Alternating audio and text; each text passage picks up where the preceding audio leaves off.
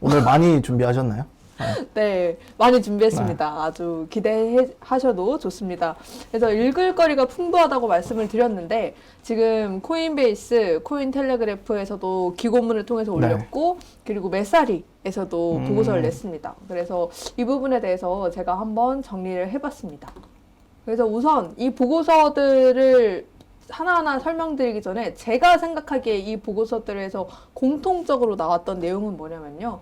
일단 기관 진입을 기대한다는 겁니다. 이 기관 진입이라는 게 좀 재밌는 여러 가지 의미가 함축되어 있는 표현인데요. 우선 기관 투자가들이 정말 비트나 이더 중심으로 네. 이쪽 자산에 투자를 하려는 움직임이 나올 수 있다라는 이야기였고요. 그리고 또 다른 관점에서는 지금 이 FTX 사태가 터지고 나서 많은 크립토 기업들이 힘들어 하고 있고 네네. 그러면서 기업 가치가 많이 떨어졌잖아요. 아, 그렇죠. 네, 네. 몸값이 많이 떨어졌는데 이때를 지금 월가의 이런 기관들이 좀 인수하기에 적절한 시점으로 보고 있다. 이런 이야기가 있더라고요. 몸값이 떨어졌고 기존에 관심이 있었는데 네. 지금이 바로 투자 적기다라고 해서 네네. 인수를 하거나 지분 투자를 하거나 이런 식으로 움직일 수 있다는 거죠. 그리고 또 그 다음으로는 나이키나 메타 또 스타벅스까지 이런 대형 기업들이 계속 이 시장에 뛰어들고 있잖아요. 네네. 그리고 이들이 적극적으로 사업을 하면서 좀 이 시장이 더 커지는 빅 브랜드들과의 협업이 기대된다. 네네. 이런 전망이 있습니다. 그리고 두 번째로는요. 기존 패러다임에서 벗어난 새로운 형태의 비즈니스가 나올 것이다 라고 전망을 했어요. 이게 어떤 의미냐 하면 제가 뒤에 가서 조금 더 자세히 설명드리겠지만 예를 들어서 NFT 프로젝트다 네. 하면은 딱 그려지는 그림이 있지 않나요? NFT 프로젝트다. 어떤 그림이죠? 예를 들면 프로필 NFT예요. 그럼 10,000개가 발행이 되고 뭐 희소성에 따라서 가격이 조금씩 다르고 아, 네. 네, 등급이 나눠지고 디스코드를 통해서 커뮤니티 관리를 하고 음. 이런 식의 되게 정형화된 어떤 패러다임이 있는데 이런 패러다임을 깨는 좀 굳이 NFT를 꼭 이렇게만 써야 돼? 이런 움직임이 나올 수 있다는 겁니다. 이 두 가지를 공통점으로 각각 이제 여러 기관들이 낸 보고서를 제가 봤을 때 이 두 가지가 공통점이라고 봤고요. 그러면 코인텔레그래프부터 사례대로 살펴보도록 하겠습니다. 네, 이거는 코인텔레그래프에서 분석을 한 게 아니고 네. 이제 코인텔레그래프의 이 분이 기고를 한 겁니다. 이분은 렐리라는 기업의 코파운더이기도 하고 그래서 2023년도의 예상이라고 10가지 예상이라고 했는데 첫 번째는 2023년 상반기까지 크립토 벤처 캐피탈의 펀딩이 감소할 것이다. 사실 작년 2021년에 비트코인이 11월 달에 네. 막 전고점을 찍고 나서 네. 이 시장으로 많은 자본이 몰렸잖아요. 그렇죠. 네. 네, 근데 이게 조금은 사라질 수 있다. 투자 기업 가치도 아까 말씀드렸던 것처럼 몸값이 지나치게 부풀려진 기업들이 네. 있는데 이런 것들도 좀 감소를 하고 이러면서 투자도 줄어들 수 있다. 하지만 나쁜 게 아니다. 합리적인 수준으로 정상화되고 있다는 의미다. 라고 봤습니다. 그리고 이제 이것도 재밌는 부분이에요. 많은 웹3 프로젝트들이 이제 원래는 탈중앙화, 웹3가 탈중앙화잖아요. 네네. 기존의 어떤 웹2 플랫폼 기업들과는 다르게 우리는 사용자가 서비스를 하면 그에 따른 보상을 지급하고 이런 식으로 좀 탈 플랫폼을 외치는 네. 그런 경향이었는데 이런 기업들이 아나키스트들이 이제 좀 아니다. 웹2 빅 브랜드와 손을 잡아야겠다라는 움직임이 나온다는 거죠. 사실 지금 현재 자본을 갖고 있는, 돈을 갖고 있는 쪽은 웹2니까요. 네네. 그래서 그들과 협업을 해서 함께 하려고 하는 움직임이 나타날 거다라고 이야기를 했는데 저는 이 부분이 맞는 것 같다라는 생각이 들었어요. 정말 쉽게 스타벅스도 그렇고 나이키도 그렇고 폴리곤이랑 같이 네네. 하고 있잖아요. 네네. 네, 그런 식으로 뭔가 계속 움직임이 있다라고 보여집니다. 세 번째가 저는 정말 와 어떻게 이렇게 하지라고 생각을 했는데 여기서 이런 얘기를 했어요. 웹3에서 말했던 커뮤니티는 불시시다. 이렇게 좀 과격한 표현을 네. 쓰면서까지 표현을 했는데 이게 웹3에서 말했던 커뮤니티 아까 제가 초반에 말씀드렸던 그 네. NFT 네. 프로젝트라고 하면 NFT가 프로젝트들이 이제 커뮤니티를 관리한다 하면은 보통 디스코드를 관리하고 그렇죠. 네. 디스코드에 얼마나 많은 사람들이 모여 있고 이렇게 이야기를 하고 그들과 소통하면서 뭔가 프로젝트의 향방을 결정하고 이런 모습들을 많이 보여줬는데 사실 제가 프로젝트 분들과 많이 이야기를 나눠보면서 그분들이 갖고 있던 고민 중에 하나가 바로 이거였습니다. 정말로 이 NFT 프로젝트의 생태계 발전을 기대하며 오시는 분들도 있지만 네.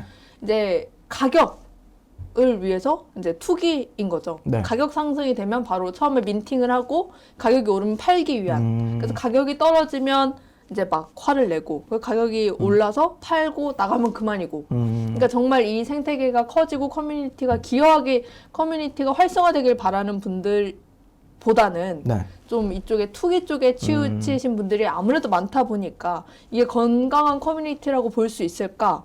라는 네. 고민을 많이 하시더라고요. 근데 이거를 정말 약간 되게 꼬집어서 네. 이게 프로젝트가 성장을 멈춘 버리는 그런 커뮤니티가 말이 되냐. 그래서 기존과는 좀 다른 모습으로 등장할 것이다 라는 예상이 나왔습니다. 왜냐하면 지금 이미 많은 프로젝트들이 그렇게 커뮤니티를 운영을 해보면서 아 이게 우리가 생각하는 정말 커뮤니티가 아니구나. 뭔가 다른 방향을 찾아야겠구나 라고 그렇죠. 깨닫는 분들이 많아진다는 얘기거든요. 그다음 네 번째도 재밌었는데요. 웹3 앱 개발 비용이 낮아지면서 기술이 발달하면서 2009년 앵그리버드 혹시 기억하시나요? 네네. 그 게임 저도 고등학생 때였는데 그때 네. 네, 좀 중학생이었어요. 오래됐네요. 갑자기 나이를 네, 이때도 생각해 보면 앵그리버드 나오면 되게 직관적이어서 많이들 했단 그렇죠, 말이죠. 네. 그런 것처럼 되게 웹3도 간단하고 막 복잡하지 않은 그런 서비스가 등장해서 많은 대중이 사용할 수 있을 것이다라는 전망이 나왔고요. P2E도 재밌었습니다. P2E에서 사실 돈을 벌고 네. 막 이런 거가 막 안 좋다 이런 인식이 퍼지면서 플레이 앤 언 막 이렇게 아니 플레이 앤 갑자기 P2E P2E. 네 맞죠 네, 그래서 이렇게 뭔가 돈을 벌기 네. 위해서 하는 게 아니라 플레이 앤 언. 네. 그러니까 돈도 벌고 게임도 하고 이렇게 네. 즐겁게 하자 뭐 이런 모습이 나왔는데 그것과 일맥상통한 이야기입니다.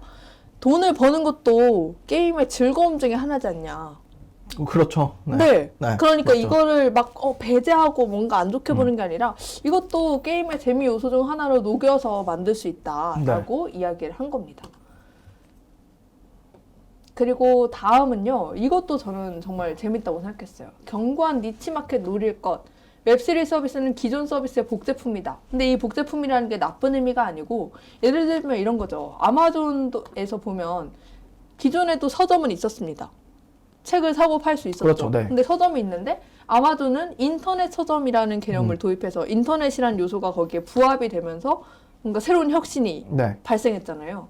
마찬가지로 로빈후드의 모바일 주식 거래도 기존에도 주식 거래는 있었습니다. 그렇죠. 네. 근데 모바일로 간편하게 하는 주식 거래가 나오면서 또 혁신을 이끌었죠.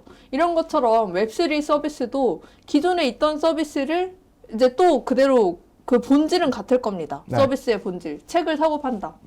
서점이 그랬던 것처럼. 하지만 거기에 블록체인적인 요소가 들어가면서 좀 새로운 혁신이 나올 수 있다. 그리고 그 중에는 정말 아마존처럼 문샷. 문샷. 네. 크게 성장할 수 있다. 이런 전망이 나온 거죠. 그래서 저도 이 부분이 저는 흥미롭다고 생각했던 거는 네. 사실 여러 프로젝트들과 이야기를 나누면서 이거 기존에도 있었던 서비스인데 뭐가 다르지? 이런 생각을 저도 많이 했었거든요. 근데 그 와중에도 뭔가 이 웹3 블록체인적인 요소를 잘 녹여내서 조그마한 차별 포인트를 만들고 네. 그게 사람들에게 와닿게 된다면 굉장히 큰 프로젝트로 성장할 수 있겠다라는 가능성을 봤습니다. 네, 그리고 다음은요. 7번, 8번은 빠르게 넘어갈게요. 이더리움 샤딩이라는 건 이더리움이 지금 업그레이드를 계속하고 있잖아요. 네, 그래서 그렇죠. 이제 샤딩까지 지금 현 단계에서는 아직 가스비가 그렇게 괄목할 만하게 줄어들지 않았습니다. 근데 샤딩까지 이루어지면 이제 가스비가 확실히 줄어들게 될 거고 그러면은 지금 막 레이어 1 이더리움의 대항마다 이러면서 앱토스, 바이낸스 체인 또 지금 약간 힘들어하는 솔라나 등 레이어 1 그렇죠. 블록체인들이 좀 관심이 떨어질 수 있다. 왜냐하면 이더리움 자체가 이미 생태계가 크고 근데 거기다가 가스비까지 줄어들면 오히려 그냥 잘 기존에 굴러가고 있던 생태계에 그렇죠. 더 관심을 네. 갖게 될 것이다 라는 이야기고요. 그러니까 이제 투자를 하려고 한다면 이런 부분도 잘 고려해서 보시는 게 좋겠죠. 그다음에 8번은 스테이블 코인이 지금 현재 스테이블 코인이 쓰이고 있는 거는 디파이에서 네. 많이 쓰이잖아요. 네네. 네, 디파이를 하면은 탈중앙화 금융 서비스. 그래서 암호화폐 쪽에서 많이 쓰였는데 이게 좀 시장 밖에서 기업들이나 금융기관이나 또 CBDC를 포함해서 이렇게 좀 새로운 기존의 전통 금융권에서 유지 케이스가 나올 수 있다라는 전망입니다. 그리고 9번, 10번. 이거 사실 너무 당연한 얘기인데 10번은 아까 말씀드렸던 것과 비슷한 얘기입니다. 네네. 네, 기존 지배적인 내러티브를 넘어서서 새로운 성장 동력이 될 것이다 였고 이제 이 9번이 저는 좀 재밌다고 봤습니다. 재밌다고 봤다는 건 저 역시 또 주목을 해서 봐야겠다라고 네. 생각을 했던 건데 이제 2024년 11월에 네. 내후년이죠. 네네. 네, 미국의 차기 대선이 네. 이루어집니다. 그리고 2024년 1월부터 당내 경선이 이루어지는데 그러면 2023년은 어떤 해가 될 것이냐. 과연 누가 대선 후보로 나올 것인지 이걸로 인해서 경쟁 구도가 시작이 될 거라는 그렇죠. 거죠. 네. 그래서 지금 후보로 꼽히는 사람들을 보면은 바이든도 있고 바이든, 트럼프, 론 디센티스 플로리다 주지사 그리고 마이크 펜스 전 부통령, 마이크 폼페이오 전 국무장관 까지 꽤 많습니다. 근데 이분들을 제가 이렇게 다 성함을 언급하는 이유는 네. 뭐냐면요. 누가 대선 후보가 되느냐에 따라서 또 이분들이 갖고 계신 크립토에 대한 생각은 어떤지 그리고 어떤 정책 스탠스를 갖고 있는지 이런 것도 굉장히 중요하거든요. 그렇죠. 그러니까 이 부분도 관심 있게 보시면 내년도에 어떤 특히 미국은 암호화폐 시장을 주름잡는 국가고 네. 이들의 규제가 우리나라를 비롯해서 전 세계에 많은 영향을 미칠 그렇죠. 수 네. 있기 때문에 이런 분들의 정책 기조, 크립토에 대한 정책 기조가 어떤지 이런 것도 주의 깊게 살펴보면 좋겠다라고 해서 제가 여기에는 이 9번에는 자세히 나와 있지 않지만 제가 이걸 좀 더 자세하게 살펴봤습니다. 그리고 넘어가서 다음은 코인베이스인데요. 코인베이스도 기관 투자가를 위해서 또 이렇게 보고서를 냈습니다. 읽어보셨습니까 혹시? 저 아직 안 읽어봤습니다. 네. 네, 길어요. 다 보고서가 57페이지나 됩니다. 저도 이거를 막 꼼꼼히 읽지는 못하고 네. 이렇게 좀 개략적으로 말씀을 드리면 여기서 2023년에 세 가지 테마를 꼽았습니다. 그래서 첫 번째는 기관 투자가들이 좀 더 이렇게 막 이제 FTX, FTT 토큰 같은 거 보세요. 네, 네. 그러면 좀 리스키하다는 걸 알게 됐잖아요. 네네. 그러니까 이더리움이나 비트코인 같이 좀 생태계가 확실한 코인으로 투자를 하려고 하는 움직임이 나온다라는 거고요. 두 번째는 이제 좀 새로운 혁신적인 기회를 만들고자 하는 움직임이 나올 것이다. 그리고 세 번째도 뭐 근본적인 개혁이 필요하다. 이런 이야기인데 이걸 제가 좀 더 자세히 말씀드리도록 하겠습니다. 코인베이스에서 아주 정리를 잘했어요. 이게 보시면요. 무슨 이야기냐면 원래 저희가 계속 말씀드릴 때 비트코인, 이더리움 등 암호화폐가 미국 주식이랑 같이 움직인다. 상관관계가 높다. 이렇게 그렇죠. 말씀을 계속 드렸잖아요. 그리고 실제로도 그렇게 높은 상관관계를 보인 게 네. 맞습니다. 근데 5월 이후에 줄어들고 있다고 합니다. 상관관계가요? 네, 상관관계가 줄어들고 있고 그리고 보시면 이거는 지금 이제 11월 30일 기준으로 여기서 작성을 한 건데 비트코인과 예를 들어서 뭐 다른 굴이라던가 이런 이런 자산들과의 상관관계를 보면은 굉장히 낮은 걸 볼 수 있잖아요. 보이시나요? 지금 0.15, 0.12. 그러니까 상관관계가 낮은 거죠. 그래서 이더리움도 보면은 0.21, 뭐 0.13 이런 식으로 낮게 움직이고 있는 걸 보면서 뭐 채권이랑도 크게 엄청 상관관계가 높지 않고 이런 걸 보면서 무슨 이야기를 하냐면 디지털 자산은 다른 전통 금융 자산군과도 낮은 상관관계를 보이고 있다. 그러니까 원래는 미국 주식이랑 암호화폐가 같이 움직였는데 네. 이것도 이제 점점 상관관계가 조금씩 줄어들고 있고 또 다른 다른 전통 금융 자산군과도 상관관계가 낮아지고 있다는 거죠. 신기하죠? 그러네요. 사실 올해 네. 그 상관관계가 굉장히 높았었잖아요. 올해 상반기에는 그죠? 엄청나게 높았는데 뭐 이거 보고 나서 생각을 해보니까 뭐 최근 들어서도 사실 뭐 나스닥 같은 경우는 뭐 하락을 크게 하는데 뭐 비트코인은 가격 방어가 잘 된다든지 그죠? 네. 저희 그렇다도 아까 방송 전에 얘기했잖아요. 테슬라의 사태 어떡할 것이냐. 뭐 이런 이야기를 했는데 네. 지금 테슬라가 하루 만에 그렇게 떨어지고 그렇죠. 네. 미국 주식이 같이 움직이고 있는데도 불구하고 오히려 비트코인은 선방을 그렇죠. 네. 한 거죠. 네. 그런 걸 보면 정말 이렇게 좀 상관관계가 줄어들고 있다라는 걸 알 수 있습니다. 그럼 이게 무슨 의미냐?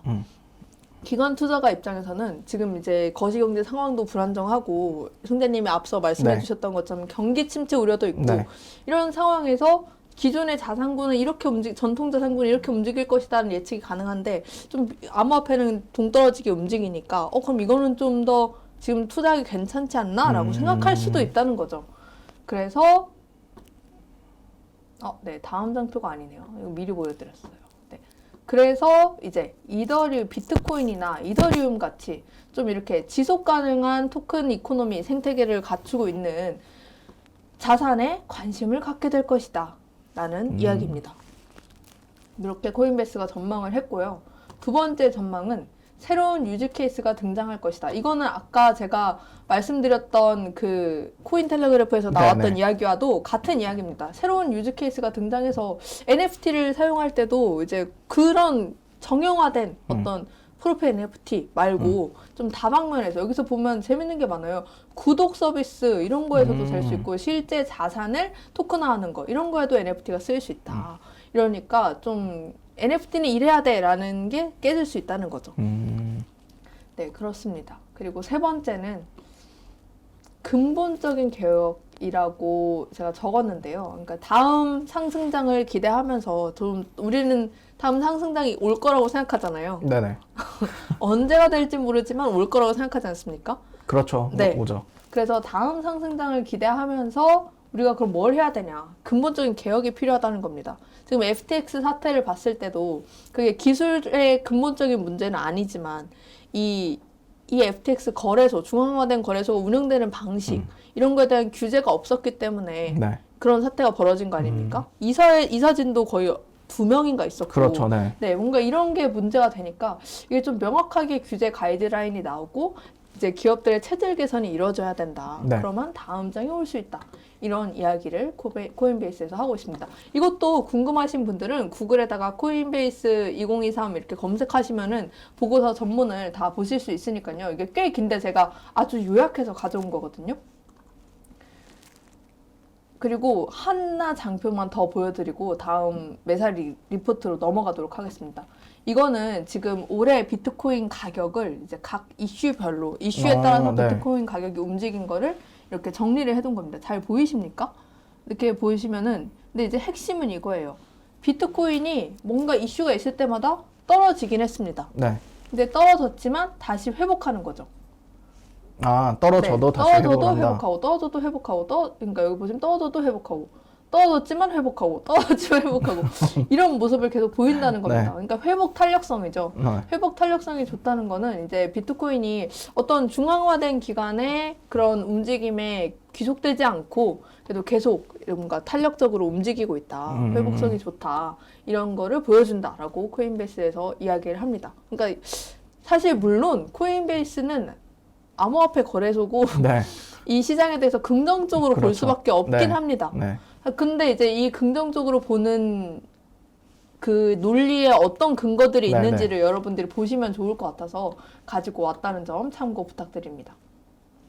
네, 다음으로 넘어가서 매사리 리포트입니다. 제가 오늘 준비를 너무 많이 했네요. 그러네요. 좋네요. 좋으시죠? 네, 좋은데요? 내년에 네. 어떻게 투자할지 참고할 수 있는 부분이 많다 보니까. 네. 그렇게 봐주셔서 감사하네요. 네. 매사리에서는 사실 이 리포트는 너무 길었습니다. 네. 몇 페이지예요? 160, 160 200 정확히 기억 안 나는데 너무 길어서 제가 이걸 꼼꼼히 하나하나 네. 살펴보지 못했다는 점 참고 부탁드리고 그래서 좀 개괄적으로 어떻게 보나 네. 이 시장에 대해서 어떻게 보나 이 부분만 제가 조금씩 발췌를 해왔는데요. 이제 이런 거죠. 이거 같은 이야기입니다. 이렇게 앞에서 어떤 이야기가 있었냐면 테라 루나 사태도 있었고 FTX 사태 터졌고 맞다. 하지만 이게 크립토의 어떤 핵심적인 거를 바꾸진 않았다. 그런 이야기를 하면서 이거는 더 이상 암호화폐가 뭐 이 시장을 이 미래를 바꿀 것이다라는 네. 그 전제는 의문을 가질 필요가 없다는 거죠. 네. 그래서 심지어 이거는 막 우리가 지금 막 오버하는 게 아니다. 부스터하는 게 아니다. 심지어 이 크립토의 회의적인 분도 가능성을 봤다는 겁니다. 그리고 가능성을 보면 결국에는 전통 금융기관들도 이 시장이 이 암호화폐가 얼마나 유용한지 알게 될 네. 것이다 라고 이야기를 했다는 겁니다. 그리고 inevitable하다, 불가피하다. 그러니까 이거는 정말 쉽게 생각해 보시면 이렇게 생각할 수 있을 것 같아요. 정말 간단히 승재님이 해외여행을 간다고 생각해 보세요. 네네. 해외여행 갈 때 얼마 전에 일본 다녀오셨죠? 네. 네, 일본 가실 때 다 환전을 해야 됐잖아요. 그렇죠. 네. 그리고 환전을 하는데 수수료가 들고 그렇죠. 이런 게 다 너무 복잡하고 네. 막 은행에 가서 해야 되고 또 그날 시세 어떤지 봐야 되고 이런 게 너무 그렇잖아요. 수수료도 내야 되고 네. 또 카드를 쓴다 해도 카드 수수료 내야 되고 그렇죠. 이런 게 있는데 만약에 암호화폐로 다 결제가 된다고 생각하면 너무 간단하죠. 너무 간편하죠. 네. 되기만 하면 너무 간편하죠. 근데 되기만 하면 네. 그냥 제 개인 지갑에 있는 암호화폐 가져가서 쓰면 그렇죠. 되는 거고 네. 뭐 환전을 하고 이럴 이유가 전혀 없잖아요. 사실 그렇죠. 너무 간편합니다. 네. 근데 그걸 내비두고 우리가 계속 하고 있는 거잖아요. 그럼 약간 익숙해져서 그런 게 있긴 할 것 같고, 근데 이제 좀 이게 나중에는 정말 미래에는 대중화 된다고 저도 생각을 해서 그렇게 되면은 안 쓸 이유가 없을 것 같기는 해요. 네. 네, 물론 맞습니다. 이게 저희가 편한 건 맞지만 뭔가 외환법도 있고 네. 걸리는 요소가 되게 많아요. 네. 그러니까 기존의 금융 시스템에 맞게 구현된 법이 그렇죠. 있고 이거는 암호화폐는 완전 기존과는 다르기 네. 때문에 또 이거를 다루려면 또 새로운 법이 필요할 수 있습니다. 하지만 그런 걸 차치하더라도 이런 가능성은 계속 네네. 있다는 거죠. 그리고 결국에는 그런 궁극적으로는 그렇게 바뀔 수 있다라는 이야기를 하고 있습니다. 그리고 여기서도 또 이런 얘기가 나와요. 지금 맞다. 시장 안 좋아진 거 맞지만 이제 뭐 블랙록도 그렇고 네, 여기 보면 DCG 네. 이슈는 아직 끝나지 않았잖아요. 그렇죠, 네. 계속되고 있고 DCG가 만약에 정말 행여나 더 또 나쁜 일이 생기게 된다면 업계는 왜 웃으십니까? 이제는 기가 차죠. 네. 네. DCG 그렇게 같은 되면은- 경우에는 크립토 생태계에 또 상당한 영향력을 미치고 있는 곳이기 때문에 여기서 만약에 문제가 정말 크게 발생한다면 또 한 번 타격을 맞을 수 있거든요. 사실 상상하기는 싫네요. 네, 그러지 않기를 부디 네. 바라고. 근데 이제 이런 시점인데 이제 이럴 때 이렇게 DCG 같은 이런 기업들이 힘들어하고 있을 때 오히려 피델리티나 블랙록 같은 곳에서 좀 관심을 가질 수 있다는 겁니다. 이미 내년 1월인가 뭐 1분기 내에는 이제 월가 쪽에서 암호화폐 거래소도 하나 출시를 하잖아요. 네. 그게 이름을 제가 좀 지금 잠시 기억이 안 나는데 네. 월가 쪽에서 굉장히 유명한 그런 시타델? 그러니까 몇 개가 이제 같이 해가지고 하는 거군요. 네, 네네. 아마 나오는 걸로 알고 있어요. 네, 그래서 이렇게 월가에서도 암호화폐 거래소를 준비하고 있고, 네. 또 이런 기업들을 이제 몸값이 낮아졌으니까 좀 사려고 할 수도 있고, 그렇죠. 네, 그러니까 이게 오히려 여기서 이야기하는 건 오히려 좋아라는 겁니다. 월스트리트와 이 암호화폐 블록체인 업계를 연결할 수 있는 기회가 될 수 있다는 네. 거죠. 지금의 하락장이. 네. 네, 그래서 오히려 좋다라는 이야기를 하고 있습니다. 물론 낙관적일 수 있습니다. 하지만 이런 생각도 있다. 그리고 실제로 승재님이 말씀하신 것처럼 실제로 기업들의 움직임도 나타나고 그렇죠. 있으니 이런 부분들을 총괄해서 단순히 지금 암호화폐 가격만 보시고 이 시장 안 좋은 거 아니야? 라고 생각하실 수 있습니다. 하지만 이렇게 산업이 발전하고 있다는 점도 꼭 아셨으면 좋겠어서 제가 이렇게 장시간에 걸쳐서 보고서를 가져와 봤습니다. 굉장히 좋은데요. 그러니까 네. 내년에 그러니까 전체적인 큰 틀에서 어떤 방향성으로 조금 투자를 해야겠다. 약간 이런 것도 있을 것 같고 지금 현재 시장이라고 한다면은 사실 뭐 크립토뿐만 아니라 뭐 주식도 마찬가지고 아까 말씀하셨잖아요. 테슬라 같은 경우도 지금 그냥 전체적으로 다 무너지고 있기 때문에 네. 사실 이게 전체적인 거시경제 때문에 영향을 받고 있는 거라서 다시 점차 좀 안정화가 되다 보면 그 어떤 것보다 빠르게 크립토는 좀 성장할 거라고 저는 생각을 하고 그죠. 있습니다. 회복 탄력성이 그렇죠. 좋다라는 네. 이야기를 아까 드렸었는데 네. 진짜 그러니까 이런 부분을 보시면 좋을 것 같습니다.